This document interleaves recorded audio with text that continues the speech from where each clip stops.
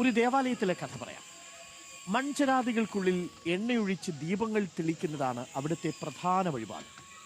ദൂരദേശങ്ങളിൽ നിന്നും ആളുകൾ എത്താറുണ്ട്. ദേവാലയത്തിനടുത്ത് താമസിച്ചിരുന്ന വയോധികയ്ക്കും ദീപം തെളിയിക്കണമെന്നൊരാഗ്രഹമുണ്ടായിരുന്നു. പക്ഷേ ആ വയോധികയ്ക്ക് എണ്ണ വാങ്ങാൻ പണമില്ല. അവർ അടുത്തുള്ള ഒരു എണ്ണ വ്യാപാരിയുടെ വീട്ടിലെത്തി. അവരുടെ ആവശ്യമറിഞ്ഞ അയാൾ എണ്ണ നൽകി. ആ സ്ത്രീ ദേവാലയത്തിലെത്തി ദീപങ്ങൾ തെളിയിച്ചു.